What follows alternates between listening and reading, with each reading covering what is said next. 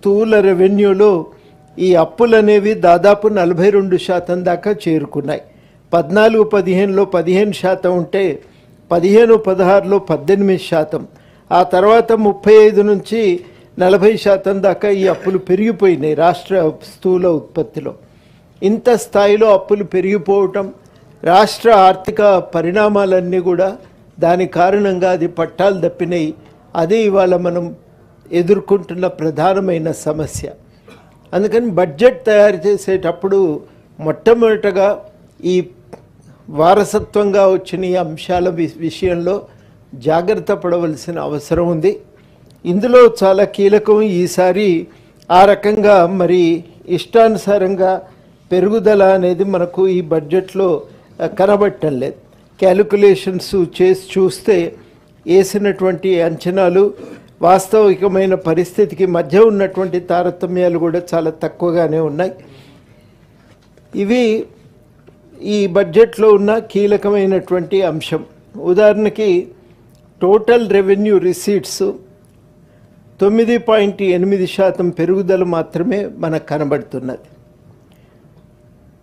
24-25 budget ఎస్టిమేట్స్కి revised ఎస్టిమేట్స్కి మధ్య ఉన్నటువంటి తేడా 8% మాత్రమే.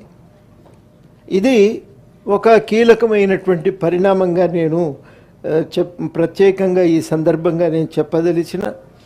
మన దగ్గర ఉన్న ఒక ప్రధానమైన సమస్య ఏంటంటే మనం కడుతున్నటువంటి వడ్డీలే ఒక ప్రధానమైన భారంగా మారిపోయినాయి. కొన్ని అప్పులు మనం కార్పొరేషన్ల నుంచి తీసుకుంటున్నాం. ఉదాహరణకి కాళేశ్వరం గురించి పదే ప్రస్తావన వస్తుంది కాబట్టి 12,000 కోట్లు వడ్డీలకు పోతుంది, 12,000 కోట్లు కరెంటు బిల్లులకు పోతుంది, 25,000 కోట్లు దాని నిర్వహణ ఖర్చులో కనీసంగా ఉండే నిర్వహణ ఖర్చులు, మరమ్మతులకు మెయింటెనెన్స్కి అయ్యే ఖర్చులు కాకుండా ఇవి రాష్ట్రం పని చేయకుండా రాష్ట్రం యొక్క కార్యక్రమాల అమలుకు ఇవన్నీ కూడా ఆటంకాలుగా పరిణమిస్తున్నటువంటి సందర్భం ఇది. ఈ సందర్భంలోనే ఈసారి బడ్జెట్ మరి వీటిని చాలా వాస్తవికంగా అంచనా వేసుకోవటం కనబడతా ఉంది. ఇందులో మరొక కీలకమైన అంశం ఏంటంటే మనం గతంలో కనుక గమనిస్తే చాలా శాఖలలో బడ్జెట్కి వాస్తవాలకు చాలా తారతమ్యాలు ఉండేవి.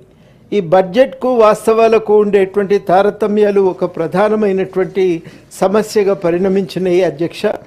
దీనివలన కలిగిన ఒక సమస్య ఏంటంటే వాస్తవానికి చాలా కీలకంగా సోషల్ వెల్ఫేర్ డిపార్ట్మెంట్లోనే మన కోతలు కనబడుతుండే. ఈ సోషల్ వెల్ఫేర్ డిపార్ట్మెంట్లో ఉన్నటువంటి కోతలు ఒక్కొక్కసారి క్యాగ్ తన నివేదికలో 2019-20 సంవత్సరంలో వాళ్ళు దాదాపు 30% కోత విధించినట్టుగా కూడా వాళ్ళు గుర్తించడం జరిగింది. మీరు 2022-23 బడ్జెట్లో కూడా 30,000 మనం సామాజిక సంక్షేమానికి చూపిస్తే అందులో 10,000 వాస్తవికంగా అవి ఖర్చు చేయటం జరిగింది. ఈ తారతమ్యాలు చాలా కీలకంగా ఉంటున్నాయి. అందువల్ల ఏమవుతున్నదంటే బడ్జెట్ అనేది అర్ధరహితంగా మారిపోతున్నది. ఒక సందర్భంలో క్యాగ్ ఏమన్నదంటే బడ్జెట్ ఆమోదించిన తర్వాత తేడాలు కనుక వస్తే, మార్పులు కనుక జరిగితే ఆ మార్పులను మళ్ళీ అసెంబ్లీలో పెట్టి ఆమోదం తీసుకోవాలి. అట్లా ఆమోదం తీసుకోకపోతే బడ్జెట్ అనే దానికి అర్థం లేకుండా పోయింది. ఫ్యూడల్ కాలంలో రాజులు ఇష్టం ఉన్నట్టు పన్నులు వసూలు చేసి ఇష్టానుసారంగా ఖర్చు చేసిండ్రు. ఖర్చు చేస్తే దాన్ని నియంత్రించడానికే యూరోప్ దేశాలలో మొట్టమొదటి విప్లవాలు వచ్చినాయి. మమ్మల్ని అడగకుండా పన్ను వసూలు చేయొద్దు, అడగకుండా ఖర్చు చేయకూడదని.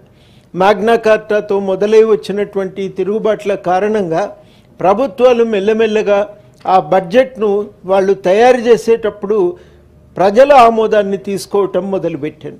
ఆ ప్రజల ఆమోదాన్ని తీసుకొని ప్రజల ఆమోదం మేరకే దాన్ని ఖర్చు చేయటం మొదలుపెట్టారు. అట్లా ఒక పార్లమెంటరీ బడ్జెట్ అనే పార్లమెంటరీ సంప్రదాయం ఒకటి చాలా బలంగా పెంపొందింది. కానీ చేసిన కేటాయింపులకు వాస్తవికమైన ఖర్చులకు అంచనా లేకుండా పొంతన లేకుండా పోయినప్పుడు ఆ బడ్జెట్ అనే దానికి విలువ లేకుండా పోతుంది. ఇది మనం చాలా కీలకంగా గమనించాల్సినటువంటి అవసరం ఉంది. ఇవాళ మనం ప్రధానంగా కోరుకునేది ఏంటంటే